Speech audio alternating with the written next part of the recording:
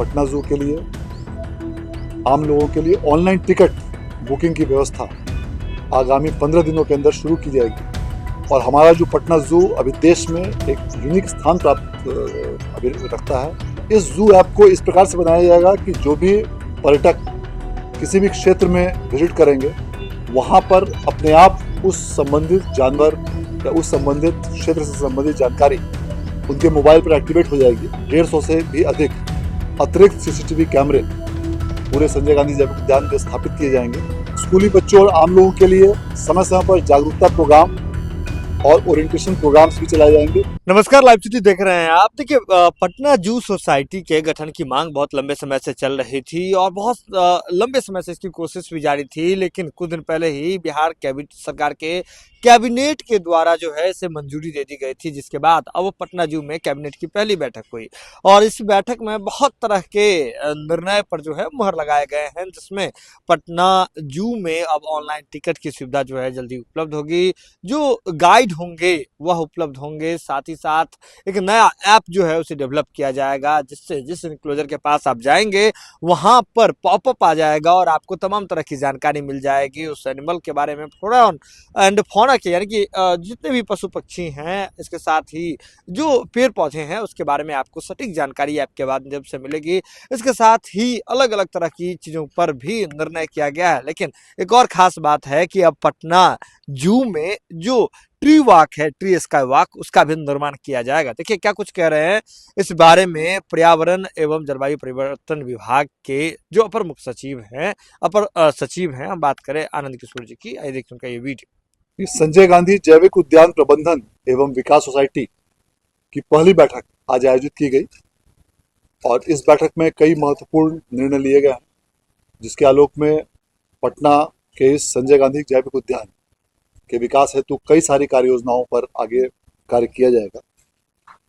बहुत जल्दी इसके अंतर्गत कमांड एंड कंट्रोल सेंटर की स्थापना की जाएगी, जिसमें कि 150 से भी अधिक अतिरिक्त सीसीटीवी कैमरे पूरे संजय गांधी जैविक उद्यान में स्थापित किए जाएंगे और centralised command and control centre के माध्यम से उसकी पूरे जू के सभी क्षेत्रों की, सभी एनिमल इंक्लोजर से लेकर अन्य सभी क्षेत्रों की केंद्रीकृत निगरानी की जा सकेगी।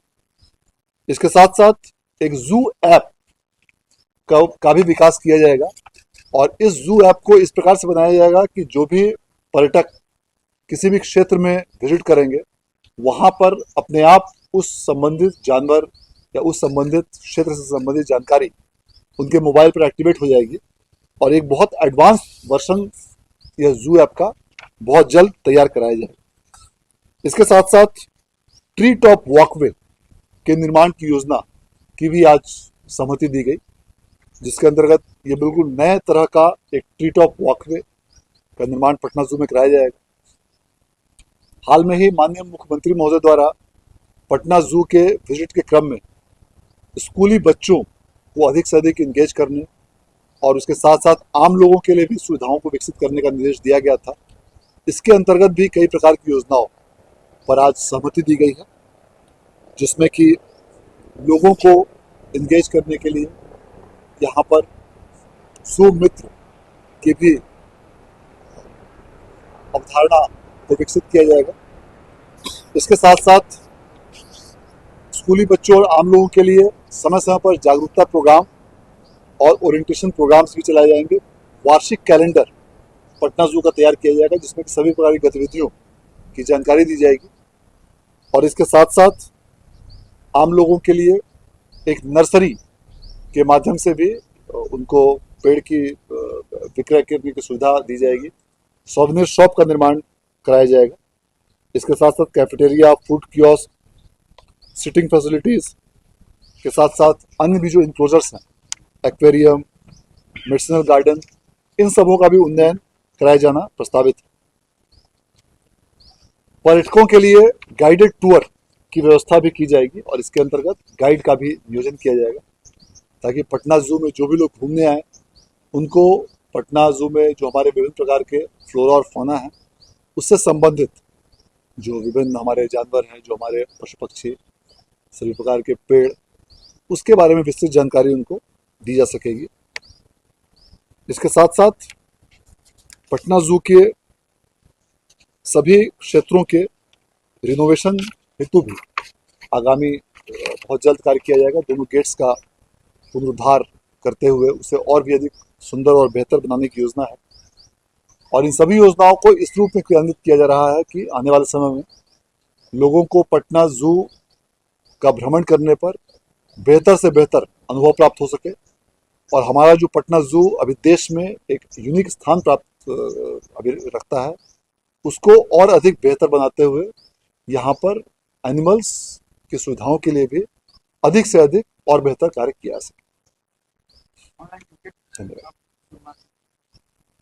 यह भी एक बहुत महत्वपूर्ण आज निर्णय लिया गया है कि पटना जू के लिए आम लोगों के लिए ऑनलाइन टिकट बुकिंग की व्यवस्था आगामी 15 दिनों के अंदर शुरू की जाएगी और ऐप के माध्यम से ऑनलाइन टिकट बुकिंग की व्यवस्था की जाएगी। उसके साथ साथ ऑफलाइन टिकट की व्यवस्था रहेगी, किंतु ऑनलाइन टिकट होने से लोगों को काफी सुविधापूर्वक लोग इसका इस्तेमाल कर सकेंगे। अगले माह से गाइड की सुविधा उपलब्ध कराने का प्रस्ताव है। आगामी फरवरी माह से तक गाइड का नियोजन करते हुए और लोगों को गाइड के रूप में यहाँ पर पर्यटकीय सुविधाएं उपलब्ध कराई जाएंगी। बहुत बहुत धन्यवाद। तो वीडियो देख लिया आपने। आपको बता दें कि आने वाले समय में पटना जू में बहुत कुछ होने जा रहा है। टॉय ट्रेन से लेकर के बहुत नए सिरे की चीजें जो है देखने को मिलेगी और इसको लेकर के अब जू सोसाइटी का जैसे ही गठन हुआ है इसके बाद पहले बैठक में ही बहुत कुछ का निर्णय लिया गया है। यह खबर आप लाइव सिटीज के यूट्यूब पर देख रहे हैं तो आप सब्सक्राइब कर लें, फेसबुक पर देख रहे हैं तो फॉलो कर लें। जुड़े लाइव सिटीज के साथ। लाइव सिटीज पर खबरों का सिलसिला लगातार जारी है।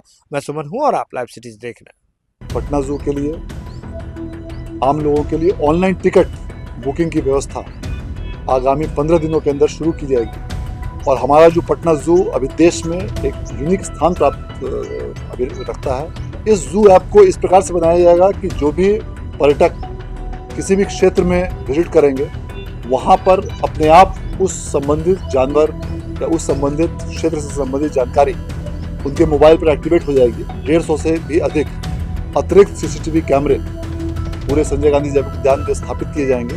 स्कूली बच्चों और आम लोगों के लिए समय समय पर जागरूकता प्रोग्राम और ओरिएंटेशन प्रोग्राम्स भी चलाए जाएंगे।